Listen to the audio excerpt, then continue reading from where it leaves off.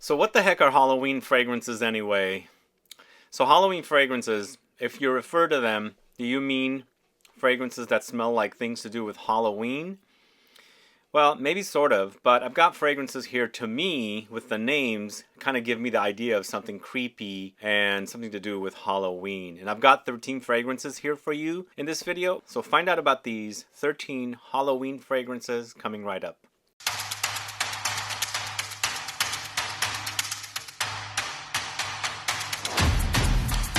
Thanks so much for tuning in. I'm Sebastian, talking to you about Halloween fragrances. Do you have a favorite Halloween fragrance? Let me know what it is.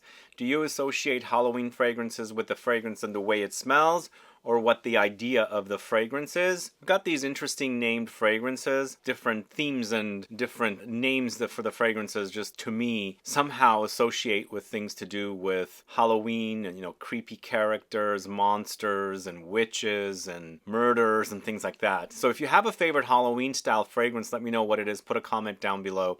Let's get started with the list. Going to the house of imaginary authors, it's Bull's Blood. So this used to be a lot more animalic, which I thought might be a bit more Halloween-y, but still I think it's animalic enough that it gives you a bit of a creepy effect.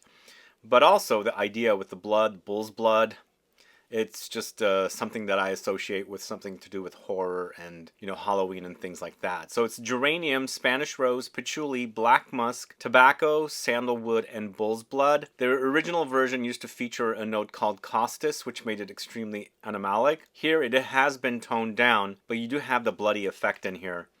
So you do notice it, but also, there is a little bit of funk under there, so it creates a bit of dirty, bloody, metallic, and also rosy at the same time. So that's Bull's Blood, starting off things with our Halloween list of fragrances. Next, going to the house of ANDREA MAACK, it's Coven.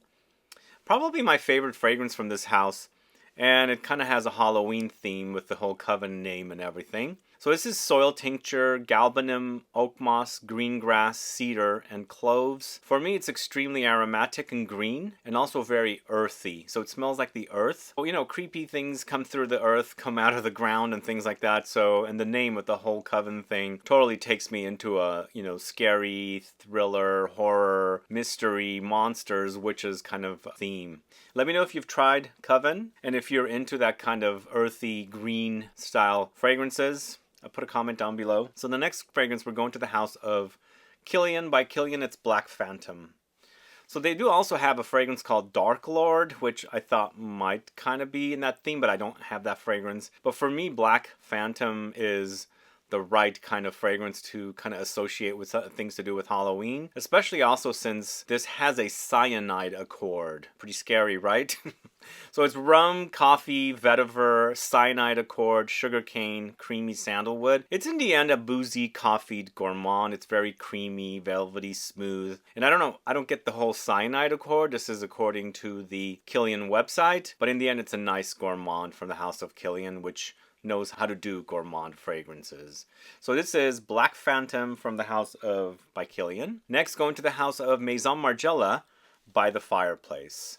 So this gives me that whole spending the night at Halloween in front of a fireplace watching scary movies kind of an idea. Although it's inspired with a ski resort and the snow outside, fireplace inside.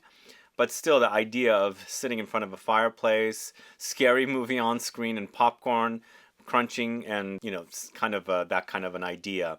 For me, it's not a scary fragrance. It's a gourmand. It's a bit smoky. It's chestnutty, and of course, it's ambery and spicy. It's a delicious fragrance. But the name kind of gives me that kind of like being scared in front of a fireplace when it's dark.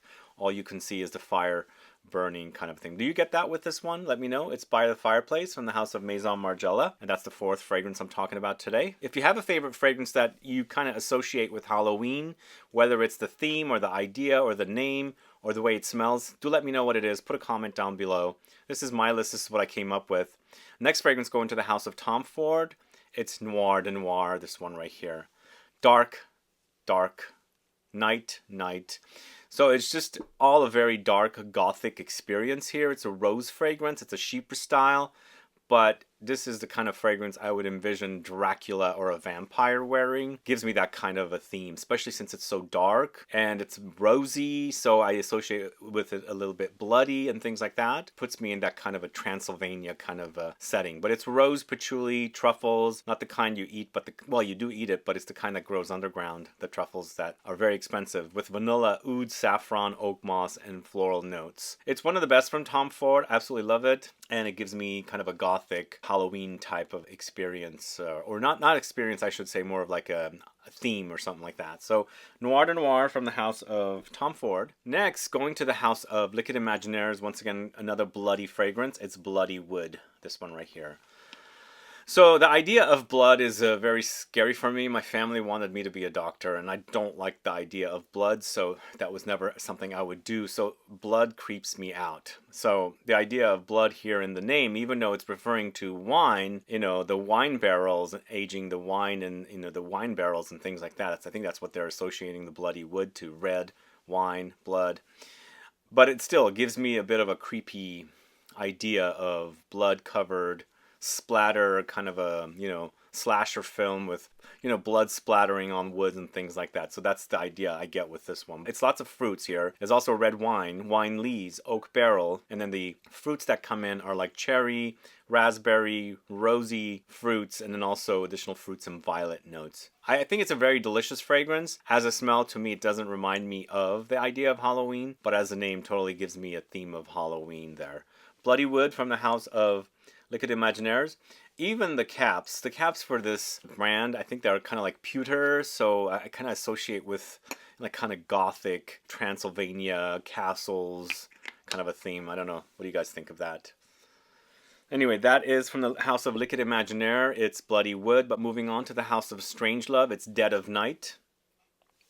Is it referring to death at night or just the dead of night silence? Which to me is a bit creepy when I can't hear anything and you're walking in the dark streets in the dead of night when there's no noise. There's a bit of a creepy factor about it. What's the deal with this fragrance? It's an animalic oud fragrance. It's probably the most popular from this house. Strangelove is a house that's focused on doing kind of Middle Eastern style oudy fragrances, and they sell at Harrods on the salon upstairs. And I think they do have definitely a following. But it's damask rose, violet leaves, vanilla balsam, sandalwood, amber, musk, and oud. It's on the animalic side, so it might come off a bit like death. There's another one here I'm going to talk to you about here a little bit as well. But just the whole name of the fragrance just gives me a bit of a creepy factor. So the Dead of Night from the house of Strangelove. Let me know if you're familiar with that one. So up next, at the 8th place, we have a fragrance from the house of LORENZO PAZZAGLIA. It's Vampirum. Catchy name, right? This house had several fragrances that I could feature here. They have Bloody Smoke. They had Evil Angel. And then, of course, Vampirum, which is basically a vanilla bomb. It has 5 different types of vanilla in this fragrance. Sticky, gooey, sweet, sugary. All of these things come to mind with this vanilla, but there's also rum here. There's tonka beans, caramel, patchouli in the base notes, and of course some floral notes to give you some accents of some delicious floral touches. But it's an overdose of vanilla, overdose of rum and tonka and caramel, and it's sugary sweet. I don't know what that has anything to do with vampires, probably not much, but I think they're using the name to give it a kind of a clever theme for the fragrance. But it's Vampirum from the house of LORENZO PAZZAGLIA. Let me know if you're familiar with that house. So next up, we have a fragrance from the house of Van Cleef & Arpels. It's Moonlight Patchouli, this one right here. The idea of a Moonlight Patchouli, kind of dark and gothic once again. Once again, it's a Chypre style, similar styling to Noir de Noir. It's dark and gothic, but not smelling the same. At least to me they don't, but they have similar notes. It has patchouli and rose. But this also has suede, leather, iris, cacao. And for me, it's like the idea of a vampire wearing this fragrance. It's a bit bloody with the rose. I don't know. I get that kind of a theme because it's so dark and gothic. But in the end, it's super delicious. One of the best from this house. This is Moonlight Patchouli, a dark take on a rose and patchouli fragrance. Super fantastic, by the way. The next fragrance from the house of Atelier des Ors, Lune Feline. Basically meaning feline moon or a cat moon. So you've seen those photos of the black cat with the moon around it. So that gives me that kind of a vibe, a dark black cat walking in the middle of the night, and there's only like the moonlight. So that's basically the theme of this fragrance, or the name of the fragrance. But mostly it's a musky, slightly animalic vanilla fragrance with a lot of vanilla here. There's Peru balsam, there's ambergris, cardamom, cinnamon. It's the very first fragrance I bought from this house dating back to late 2014, early 2015 when I was in Paris that I just put this brand out. It's still one of my favorites. I still prefer Rouge Sarre, but again, a really great fragrance and totally gives me Halloween vibes with the name. So Lune Feline from the house of Atelier des Ors. Then going to the house of Francesca Bianchi, it's the Dark Side. Would you like to go enter the Dark Side? Yeah, I mean, there are some, themes that come up with this fragrance, kind of giving me some darkness, and the fragrance is also on the dark side. It's dark and woody and ambery, but it has the Francesca Bianchi DNA with the sweet powdery leathery thing under there. But in the end, it's a lot of honey here with amber. There's incense, there's iris, spices, styrax, violets, patchouli, sandalwood. One of the best from this house for sure. It's definitely a top 5. I think she's done a great job with this one, and I think this is a fairly early fragrance for her. She created this one early on, and it's definitely one of my favorites. The name to me is mostly what's giving me the whole Halloween theme, so I'm recommending it to you guys. So the Dark Side from the house of Francesca Bianchi. And then next at the 12th spot, we've got Frederic Malle's The Night. So The Night, and we've got Dead of Night.